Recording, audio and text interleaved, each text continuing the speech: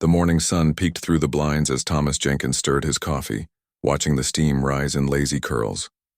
His apartment felt quieter than usual this Tuesday.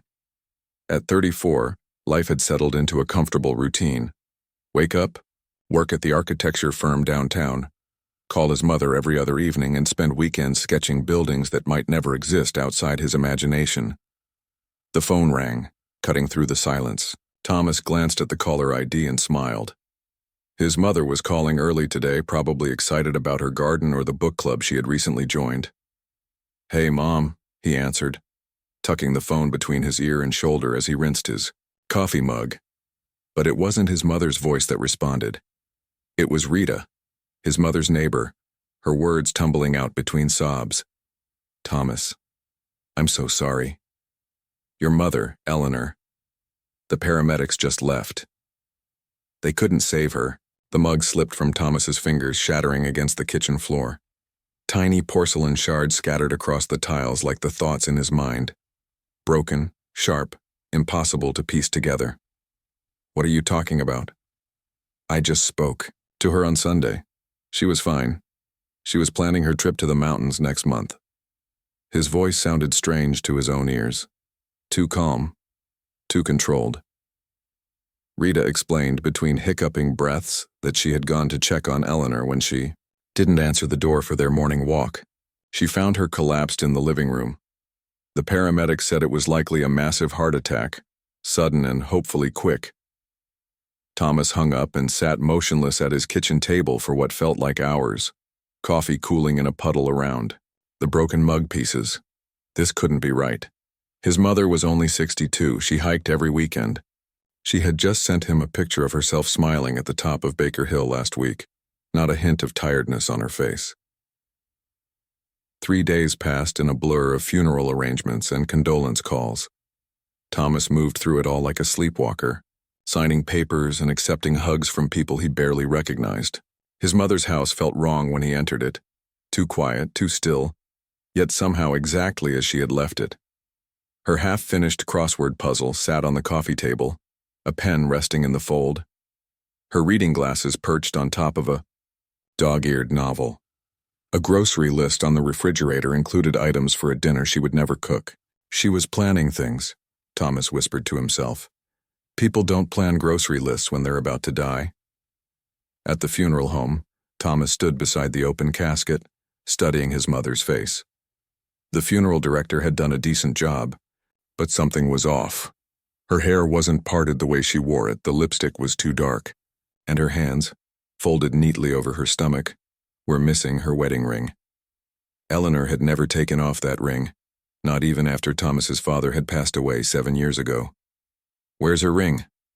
Thomas asked the funeral director, a tall, thin man named Mr. Powell. Mr. Powell blinked rapidly. "I'm sorry?" "Her wedding ring. She never took it off. Perhaps the hospital removed it during procedures," he suggested softly. "Or sometimes families take jewelry as keepsakes before." "Nobody took it," Thomas interrupted. "Nobody would have taken it without telling me." His cousin Pat approached, placing a hand on Thomas's shoulder. "Come sit down, Tom. You need to rest." But Thomas couldn't rest. Throughout the service, small details kept nagging at him. His mother's lawyer, Jerry Hampton, wasn't there. Jerry and Eleanor had been friends for 30 years. He wouldn't miss her funeral unless something was very wrong. And why was his uncle Robert, his mother's brother who she hadn't spoken to in years, sitting in the front row dabbing at dry eyes with a crisp handkerchief? During the reception at his mother's house, Thomas overheard Robert talking to someone about getting the paperwork started next week and finally settling the property matter. Thomas approached him, coffee cup in hand. "What property matter, Uncle Robert?" he asked. Robert straightened his tie, surprise flickering across his face before settling into a sympathetic smile. "Thomas, my boy. Holding up okay?" "What property were you talking about?" "Oh, just some old family business. Your mother and I had some shared interests from your grandparents' estate. Nothing for you to worry about during this difficult time." But there was something in Robert's eyes, a calculation, a coldness. that made Thomas's skin crawl. Later that evening, when most guests had left, Thomas found himself in his mother's home office, staring at her desk. Everything was meticulously organized, as always. Eleanor had been a high school principal for 30 years before retiring. She ran her personal life with the same efficiency. He opened her laptop, unsurprised to find it password protected. He tried her usual password. His birthday followed. By her favorite flower. Nothing. He tried several variations before giving up. In her desk drawer, he found bank statements, utility bills, and a small leather-bound calendar. Flipping through the calendar, he noticed several appointments marked only with the letter J over the past month. Jerry, her lawyer. And there were 3 visits to First National Bank, where he knew she kept a safety deposit box. His cousin Pat found him still sitting at the desk an hour later. "What are you doing, Tom?" she asked, concern etched on her tired face. "Something's not right, Pat. Mom was perfectly healthy. She had no heart problems. Her doctor confirmed it." Pat sighed, sitting on the edge of the desk. "Heart attacks can happen to anyone. Sometimes there are no warning signs. But what about her ring? And why is Uncle Robert here acting like he owns the place when Mom couldn't stand him? And where's Jerry?" "Jerry's on vacation in Europe. He sent flowers and a letter." Pat gestured to an arrangement of white lilies. "As for the ring, maybe. The hospital has it. We can check tomorrow. And Robert, well, death sometimes brings estranged family back together." Thomas shook his head. "No, you don't understand. Mom called me Sunday night. She sounded fine, but she said something strange. She said, 'If anything unusual happens, look for the blue box.' I thought she was talking about some package she'd ordered, but now I'm wondering." Pat's expression shifted from concern to alarm. "Thomas, you're grieving. Your mind is trying to make sense of something senseless. Don't do this to yourself." "Do what? Ask questions? Why is everyone acting like I'm crazy for finding all of this suspicious?" Over the next few days, Thomas couldn't shake the feeling that something was deeply wrong. He called his mother's doctor, who seemed uncomfortable on the phone, insisting that sometimes heart attacks just happen, and quickly ending the call. He visited her bank, but they wouldn't give him access to her safety deposit box without proper documentation, which would take weeks to process. When Thomas returned to work, his colleagues treated him like he might break at any moment. His boss suggested he take more time off. His friends invited him to dinner, but changed the subject whenever he brought up his concerns about his mother's death. One night, unable to sleep, Thomas drove to his mother's house and let himself in. In the darkness, her home felt both familiar and strange. He stood in her bedroom doorway, looking at the neatly made bed, the book still on the nightstand. His mother was a creature of habit. She read exactly 10 pages every night before bed, no matter how tired she was. He picked up the book, a mystery novel, and noticed the bookmark was on page 237. He flipped to the start of the chapter. Page 230. His mother would never stop reading in the middle of a chapter. As he set the book down, something caught his eye.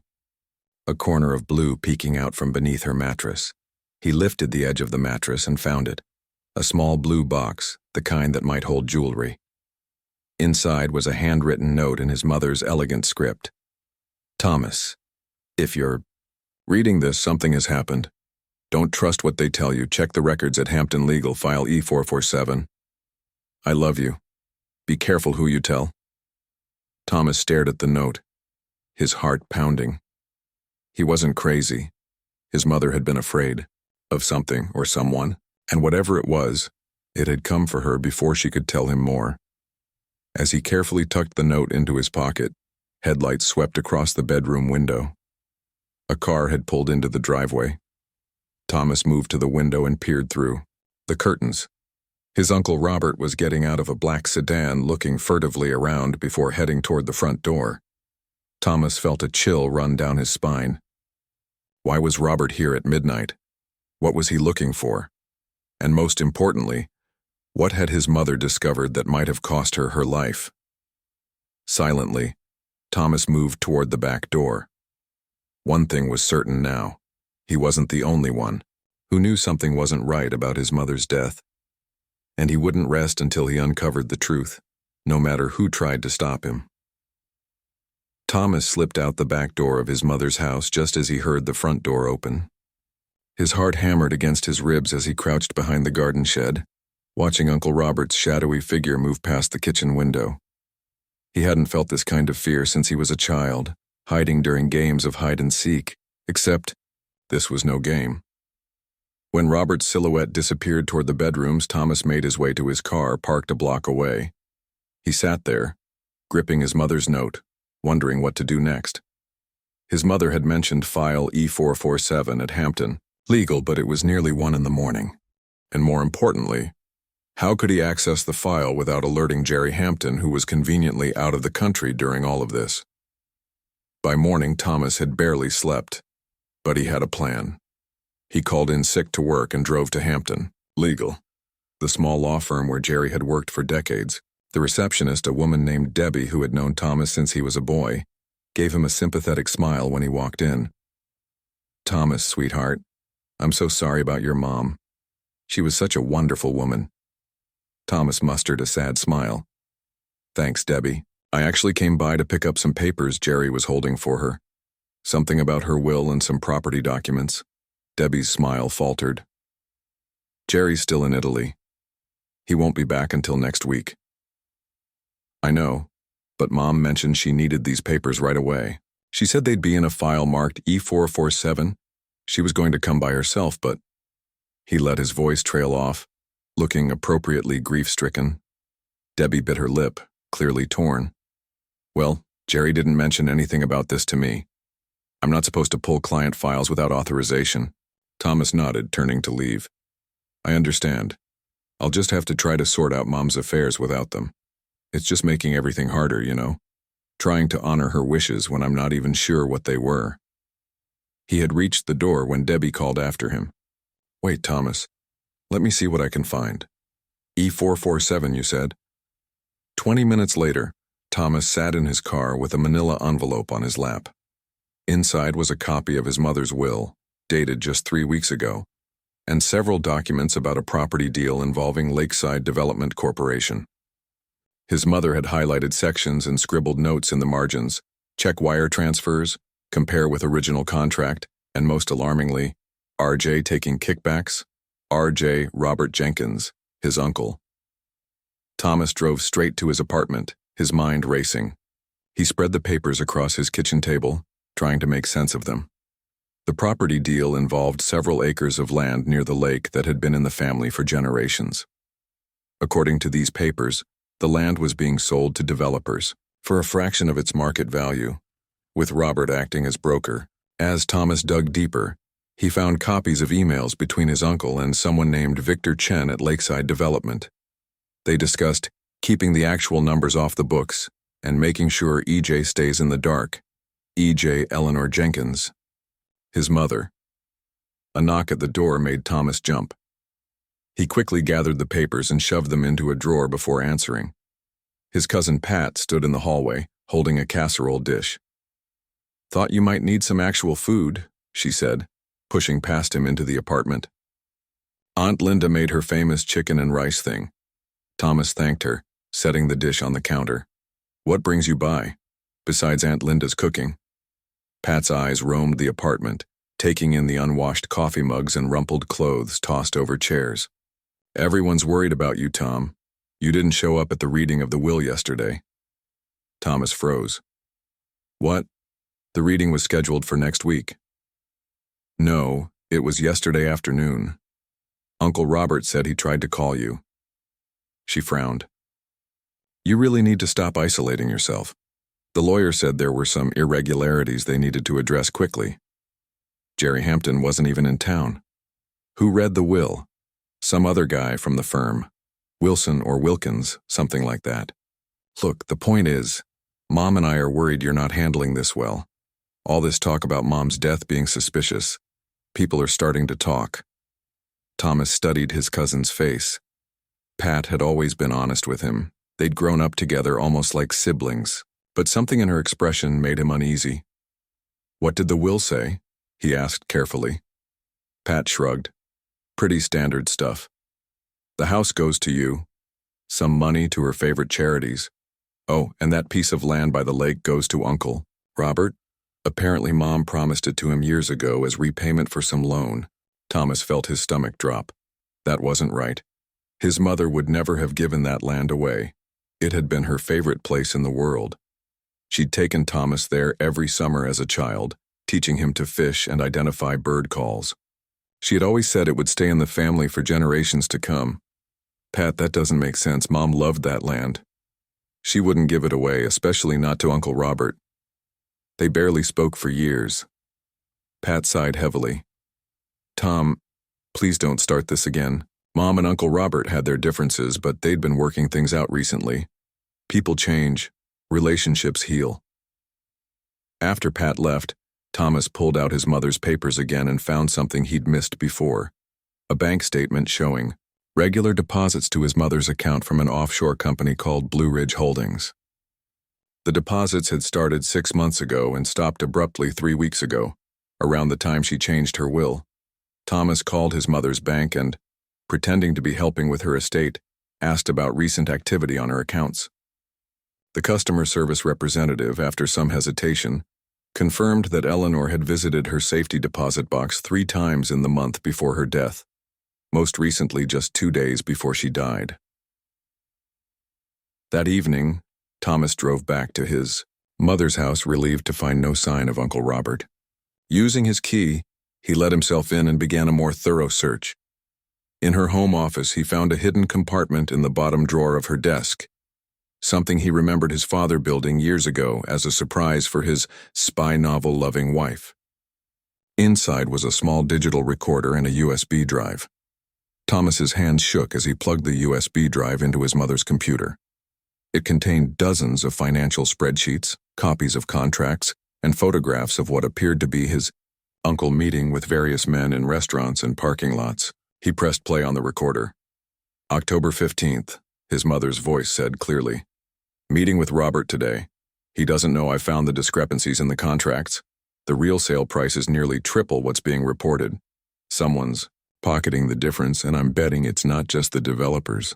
Thomas listened to several more recordings, each one more damning than the last. His mother had discovered a complex scheme involving the family land, offshore accounts, and what appeared to be money laundering. In her final recording, made just 3 days before her death, she sounded nervous. Robert knows I've been asking questions. The meeting with Jerry didn't go well. He seems reluctant to get involved. Says it could just be misunderstandings in the paperwork. But I know what I saw. I'm meeting with District Attorney Wilson tomorrow. If anything happens to me, the evidence is in the blue box and at the bank. Thomas will know what to do. But Thomas didn't know what to do. His mother had clearly been investigating something dangerous, something that might have gotten her killed. But who could he trust? The local police chief was Robert's golfing buddy. Jerry Hampton was conveniently unreachable. And now it seemed even the family lawyer might be involved. He copied all the files to his own laptop and carefully returned everything to its hiding place. As he was about to leave, he noticed a framed photo on the wall, his mother and father standing by the lake laughing in the summer sun. He remembered that day. He'd taken the photo himself when he was 12. Thomas carefully removed the frame and turned it over, feeling along the edges of the backing. Sure enough, there was another hidden compartment. His parents had always loved their secret hiding spots. Inside was a small key with a tag that read, First National, Box 447, the same number as the legal file. E447. His phone rang, startling him. Unknown caller. Hello? He answered cautiously. Thomas Jenkins? A woman's voice asked. This is Diane Wilson from the district attorney's office. I believe your mother had an appointment with us that she never kept. I think we need to talk. Thomas stared at the key in his hand. Yes, he said. I think we do. As he drove to meet the DA, Thomas couldn't shake the feeling he was being followed. A black sedan had been behind him for several turns now. He took a sudden detour, and the car followed. His heart racing, Thomas pulled into a crowded shopping center parking lot and looped around to the back, watching in his rearview mirror as the sedan slowly cruised past. He couldn't make out the driver, but he didn't need to. He was certain Of one thing, whoever had silenced his mother was now coming for him. Thomas sat across from District Attorney Diane Wilson in a small coffee shop 20 miles outside of town. He had driven in circles, doubling back and changing routes, until he was sure he'd lost the black sedan. His hand still trembled slightly as he placed the USB drive on the table. "This is everything my mother collected," he said quietly. "Financial records, photos, recordings, all pointing to some kind of fraud involving my uncle and the Lakeside development deal."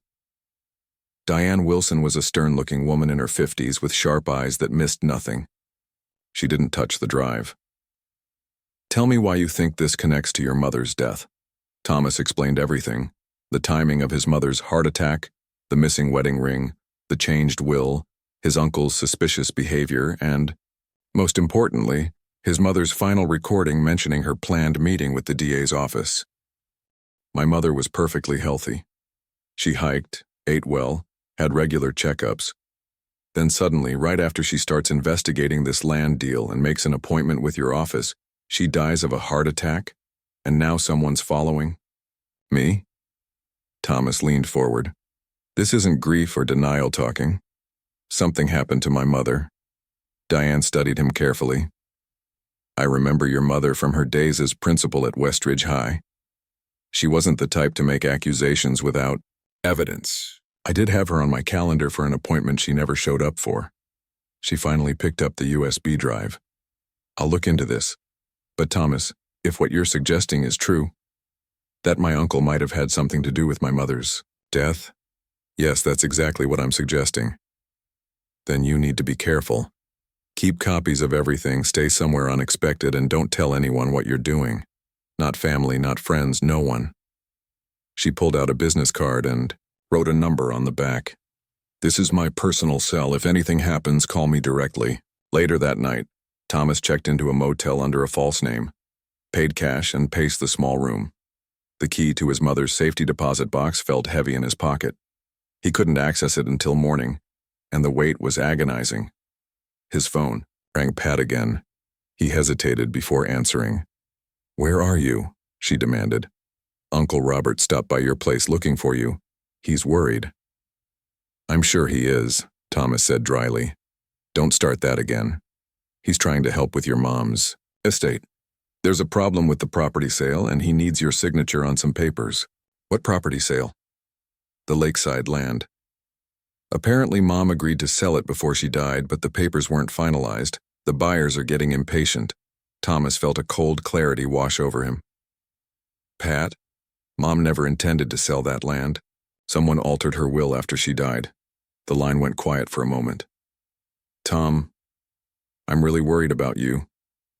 Everyone is. Maybe you should talk to someone professionally. Grief can do strange things." "Stop it." Thomas cut her off. "I'm not crazy or grief-stricken. I have proof. Mom was investigating Uncle Robert for fraud, and I think he found out." "Where are you?" Pat asked again, her voice different now. "Let me come talk to you in person. We can figure this out together." "I've got to go," Thomas said and hung up. He turned his phone off completely and removed the battery, remembering something about phones being trackable. Sleep came in fitful bursts that night. Thomas dreamed of his mother standing by the lake, trying to tell him something he couldn't quite hear over the sound of wind in the trees. Morning couldn't come fast enough. At precisely 9:01 a.m., Thomas walked into First National Bank, the key clutched in his hand. The bank manager, a balding man named Frank Greeley who had known Eleanor for years, personally escorted him to the safety deposit box room after Thomas explained the situation. "Your mother was always very careful with her paperwork," Frank commented, as he inserted his master key alongside Thomas's key. "I'm sure everything will be in perfect order." The metal box slid out smoothly. Inside was a sealed envelope with "For Thomas" written in his mother's elegant handwriting, a small leather journal, and several folders of documents. Thomas took everything, thanked Frank, and left quickly, feeling exposed in the bank's lobby, with its security cameras. Back in his motel room, Thomas spread the contents across the bed. The folders contained more evidence of the property fraud, copies of the original contracts, bank statements showing suspicious transfers, and photographs, similar to those on the USB drive. But it was the letter and journal that made his breath catch. He opened the envelope with trembling fingers and began to read. "My dearest Thomas, if you're reading this, then my fears were justified. I've discovered something terrible involving Robert and the lakeside property. What began as a simple review of the family assets led me to uncover a complex money laundering operation. The property is being used to clean money for someone dangerous. I believe it's connected to the Chen family from overseas. Robert is in deep with these people. At first I thought he was just taking kickbacks, but it's much worse. When I confronted him last week, he didn't deny it. Instead, he threatened me, said I should mind my own business if I wanted to stay healthy. I've collected enough evidence to go to the authorities, but I'm afraid of what might happen before I can. If anything happens to me, anything at all, do not believe it was natural or an accident. There's something else you need to know. I've made arrangements with an old friend, Dr. Lewis, who owes me a favor from years ago. If things get too dangerous, I have a contingency plan. Check my coffin, Thomas. Look beneath the lining on the left side. I've arranged for something to be placed there that will tell you everything. Be careful who you trust. Robert has connections everywhere. The police department, City Hall, even Jerry's law firm. That's why I couldn't tell you everything while I was alive. The less you knew, the safer you were. I love you more than anything in this world, Mom." Thomas read the letter 3 times, his mind reeling. Check the coffin? What was his mother trying to tell him? His thoughts were interrupted by a knock at the motel door. "Housekeeping," called a woman's voice. "No, thank you," Thomas called back. "I don't need service today." Silence. Then another knock, harder this time. Thomas moved to the window and carefully peered through the curtain. It wasn't housekeeping. A man in a dark suit stood outside his door, looking impatient. Behind him in the parking lot was a familiar black sedan. Thomas grabbed his mother's documents, shoving everything into his backpack. There was no way out except through the door or the bathroom window. He opted for the window, squeezing through the small opening and dropping to the ground behind the motel. As he crept along the back of the building, he heard the sound of a door being forced open. For the next 3 days, Thomas lived like a fugitive, sleeping in his car, paying cash everywhere, and moving constantly. He tried calling Diane Wilson twice, but only got her voicemail. On the 4th day, he received a text from an unknown number. "Meeting set, cemetery, midnight. Come alone. Friend of your mother." It could be a trap, but it could also be the Dr. Lewis his mother had mentioned. Thomas weighed his options and decided it was worth the risk. The cemetery was eerily quiet under the moonlight. Thomas moved between gravestones, staying in the shadows, until he reached his mother's burial site. A figure stood beside it, an older man with white hair and stooped shoulders. "Dr. Lewis?" Thomas whispered. The man nodded. "Eleanor was one of my oldest friends. We went to medical school together before she decided to change careers."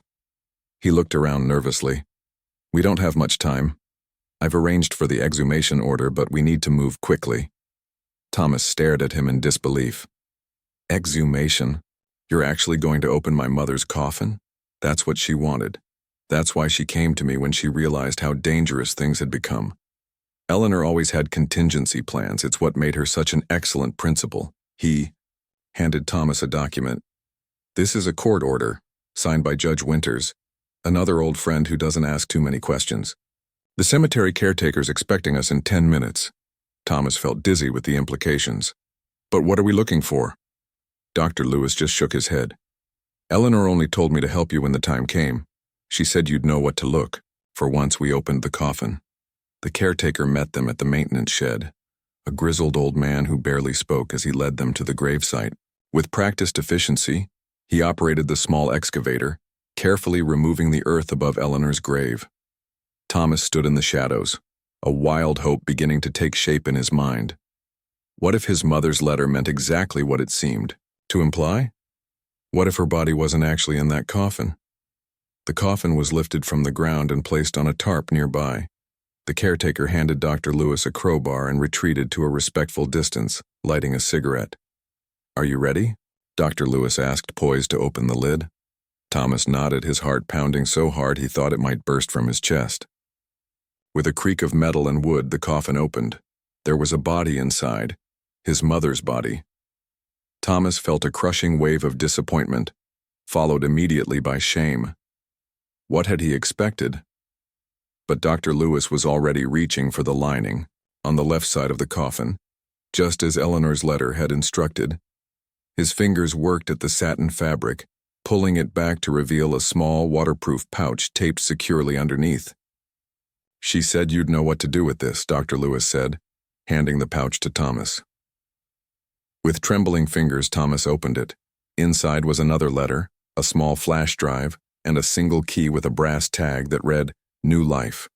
Thomas sat in his car, parked in a truck stop off the highway, the overhead light illuminating the letter he'd found in his mother's coffin. Dr. Lewis had helped him rebury the casket and smooth over the disturbed earth, promising to file the necessary paperwork to make the exhumation look routine. Now, alone with his discovery, Thomas's hands shook as he unfolded the paper. "My darling son," it began in his mother's unmistakable handwriting. "If you're reading this, you followed the breadcrumbs I left behind. I always knew you were clever. What I'm about to tell you will seem impossible, but I need you to trust me one last time. I am not dead, Thomas.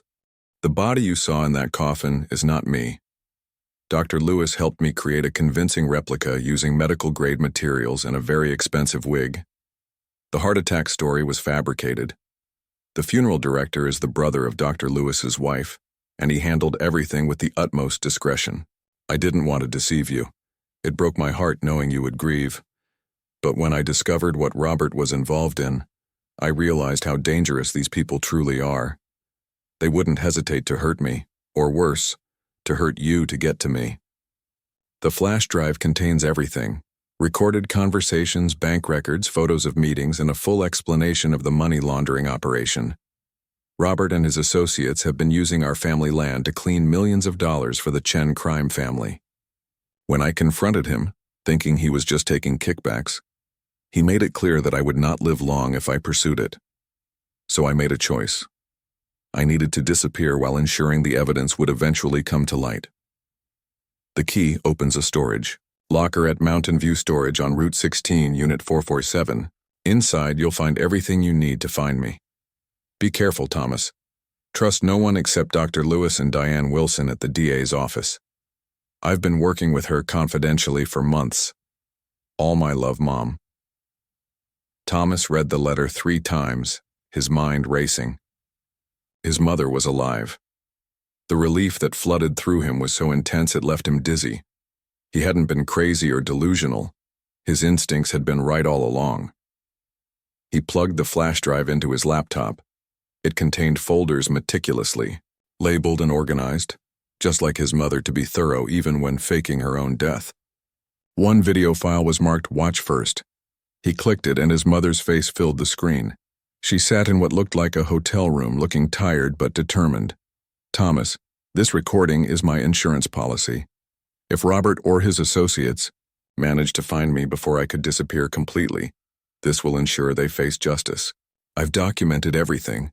The offshore accounts, the property valuations that were falsified, the shell companies, all of it.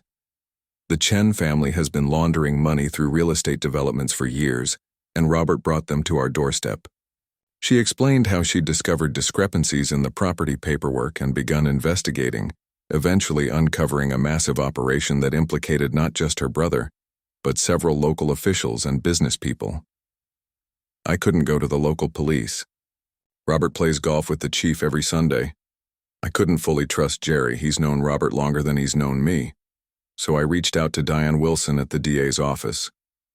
She's building a case, but these things take time, and Robert somehow found out I was talking. She looked directly into the camera, her eyes fierce with determination. "I'm not running away forever, Thomas. Just long enough for Diane to build her case and make arrests. The key will lead you to me, but only when it's safe. If you're watching this, it means you figured it out just as I knew you would. I love you more than anything in this world." The video ended and Thomas sat in stunned silence. Part of him wanted to drive straight to the storage facility, but a glance at his watch showed it was nearly 3 a.m. It would have to wait until morning. He drove to a different motel, paid cash again, and tried to sleep, his mind churning with questions. How had she pulled this off? Who else knew she was alive? And most importantly, where was she now? As dawn broke, Thomas was already on the road to Mountain View Storage. The facility was on the outskirts of town, a collection of orange-doored units surrounded by a chain-link fence. The sleepy attendant barely glanced at him as he used the key to open the gate. Unit 447 was at the back of the complex. The key slid smoothly into the lock, and Thomas rolled up the door to reveal a small space containing only a few items: a suitcase, a cardboard box, and a mountain bike. Thomas opened the suitcase first. Inside were clothes, some basic toiletries, and an envelope containing $5,000 in cash and a prepaid phone. The cardboard box held camping gear, a small tent, sleeping bag, portable stove, and other essentials. Taped to the handlebars of the mountain bike was another envelope with his name on it. Inside was a hand-drawn map of the mountains west of town, with a trail marked in red leading to a small cabin by a lake. Thomas recognized it immediately. It was their family's old hunting cabin, abandoned years ago when his grandfather died. At the bottom of the map was written, "When the time comes, this is where I'll be waiting. There's no road access, just the old hiking trail. The bike will make it faster." Thomas checked the prepaid phone. It had only one number programmed into it. He pressed call, his heart pounding. It rang 3 times before a woman answered. "Thomas, is that you?" His mother's voice. Thomas's knees went weak and he had to lean against the storage unit wall. "Mom," he whispered. "It's really you." "Yes, sweetheart." "Are you alone? Are you safe?" "I think so. I've been careful, like your note said." His voice cracked. "I can't believe you're alive. I'm so sorry for putting you through this. Is Diane Wilson helping you? Have you given her the evidence?" "I gave her the USB drive a few days ago, but I haven't heard back. I've been trying to call her, but she's not answering." A long pause. "That's not good. Diane always answers her phone. I found the storage unit. I have the map to the cabin." "Listen to me very carefully," his mother said, her voice tight with urgency. "If Diane isn't answering, something might have happened. You need to get that flash drive from the Coffin to the FBI directly. There's a field office in the city. Don't go to the cabin yet. It's not safe if they're on to you. But I want to see you. And I want to see you more than anything, but not if it puts you in danger. Take everything from the storage unit and go straight to the FBI. Once they have the evidence, they can move on Robert and his associates. Then it will be safe for us to reunite." As they spoke, Thomas loaded the items into his car. "Okay, I'll go to the FBI. But—" He stopped as he noticed a black sedan pulling into the storage facility. Through the chain-link fence, he could see his Uncle Robert in the passenger seat. "Thomas?" "What's wrong?" his mother asked, sensing his sudden silence. "They found me. Uncle Robert is here." Thomas ducked behind his car. How did they know? "The attendant must be on their payroll. Get out of there now." Thomas threw the phone and remaining items into his car and slipped into the driver's seat. There was only one way in and out of the storage facility, and Robert's car was blocking it. But there was a maintenance gate at the back, visible from where he was parked. He started the engine and floored it, speeding along the back row of storage units toward the maintenance gate. In his rearview mirror, he saw Robert spot him, pointing and shouting. The sedan reversed quickly, trying to cut him off. The maintenance gate was chained but not locked. Thomas braced himself as his car crashed through it, metal links snapping. He swerved onto the access road beyond, tires screeching. For the next hour, Thomas drove erratically, taking random turns, doubling back, and switching highways to lose any tail. When he was confident he wasn't being followed, he pulled into a rest stop and checked the prepaid phone. 3 missed calls from his mother. He called her back immediately. "I got away," he said without preamble. "I'm heading to the FBI office now." "Thank God," she breathed. "Thomas, be careful. These people are desperate. The evidence we have could put them away for decades. I will. And Mom, when this is over, we'll have all the time in the world, I promise. Her voice softened. I've missed you so much. As Thomas merged back onto the highway toward the city, he felt a strange mix of fear and hope. His mother was alive. Everything he'd believed, everything he'd fought for, had been validated. Now he just had to stay, alive long enough to bring his uncle and his criminal associates to justice. And then, finally, he would see his mother again. What he didn't know was that the prepaid phone in his pocket was already broadcasting his location to people who very much wanted to find him, and the evidence he carried. Thomas was 30 minutes from the city when a call came through on the prepaid phone. Expecting his mother's voice, he was startled to hear Dr. Lewis instead. Thomas, listen carefully, the older man said, his voice tense. The phone your mother gave you is compromised. Robert's people must have found the storage unit before you did and planted a tracker in it. Ditch it immediately. Thomas's blood went cold. How do you know this? Your mother just called me from a different line. She tried to call you back but couldn't get through. Then she got a text from your uncle claiming they were tracking you through the phone. Thomas pulled over to the shoulder, rolled down his window, and threw the phone as far as he could into the dense woods alongside the highway. It's gone. Now what? Your mother said not to go to the FBI office downtown. They'll be watching it. There's an FBI agent named Catherine Reeves who's been working with Diane Wilson. She has a cabin about 2 hours north of where you are now. Your mother will meet you there. Dr. Lewis gave him the directions, and Thomas memorized them, not wanting to write anything down. What about Diane Wilson? Mom said she hasn't been answering her calls. A heavy pause. Thomas, they found Diane Wilson's car this morning. She's in the hospital. Someone ran her off the road last night after she left her office. Thomas gripped the steering wheel, knuckles white. Is she? She's alive but unconscious. The police are calling it a hit and run, but we know better. You need to get that evidence to Agent Reeves as quickly as possible. Thomas got back on the road, constantly checking his mirrors for any sign of pursuit. The route to Agent Reeves's cabin took him through increasingly remote areas, up winding mountain roads where cell reception disappeared entirely. By the time he turned onto the narrow dirt road that led to the cabin, the sun was beginning to set. The cabin sat in a small clearing surrounded by tall pines. An unmarked black SUV was parked outside. Thomas approached cautiously, the flash drive secure in his pocket. Before he could knock, the door opened to reveal a tall woman with short gray hair and the unmistakable bearing of law enforcement. Thomas Jenkins, I'm Catherine Reeves, FBI. Your mother's inside. Thomas barely heard her. He was already moving past her into the cabin where a figure stood by the fireplace. His mother, Eleanor Jenkins, very much alive. Mom, he breathed, and then they were holding each other, both crying. She felt real and solid in his arms, not a ghost or a dream. I'm so sorry, she whispered against his shoulder. I never wanted to put you through this. Thomas pulled back to look at her. She seemed thinner, with dark circles under her eyes, but it was undeniably her. You're really okay. I am now, she said, squeezing his hands. Now that you're safe. Agent Reeves gave them a moment before interrupting. I hate to break this up, but we need to move quickly. Do you have the evidence?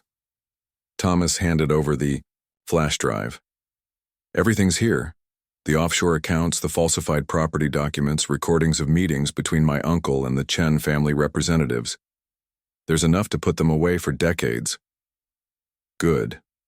I'm coordinating with a team that's preparing to make arrests tomorrow morning.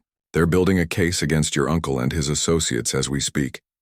Eleanor led Thomas to the small kitchen table, where maps and documents were spread out. We've been tracking their operation for months.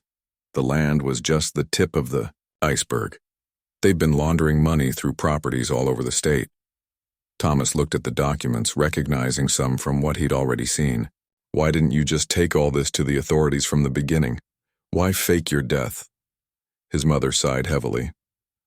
I tried that route first. I brought my suspicions to Jerry Hampton, but he shut me down, said I was overreacting. Then, I went to the local police chief, an old friend, and suddenly your uncle showed up at my door that same night, making veiled threats. That's when she came to me, Agent Reeves interjected. She needed to disappear while we built a case. These people have connections everywhere, local government, law enforcement, even judges. We couldn't risk them finding out we were investigating until we had everything in place. And faking my death gave me the freedom to work with Agent Reeves without anyone watching me, Eleanor added. Plus it kept you safe. As long as everyone thought I was dead, there was no reason to use you to get to me. Thomas ran a hand through his hair, processing everything. Until I started asking questions and digging into things myself. His mother smiled ruefully. You always were stubborn, just like me.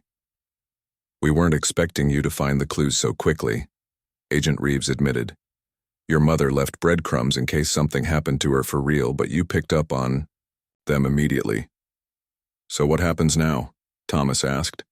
Agent Reeves checked her watch. Now we wait. My team will move on Robert Jenkins and his associates at dawn. Once they're in custody, you'll both be safe. They spent the night in the cabin, taking turns keeping watch. Thomas couldn't sleep much anyway, his mind too full of everything that had happened. He sat with his mother by the fireplace, catching up on the month they'd been apart, filling in the gaps of what each of them had been through. I watched my own funeral from the hill behind the cemetery, Eleanor confessed. It was the strangest feeling. Seeing everyone grieving, seeing you so broken. It nearly killed me not to reveal myself then and there. I never really believed you were gone, Thomas said.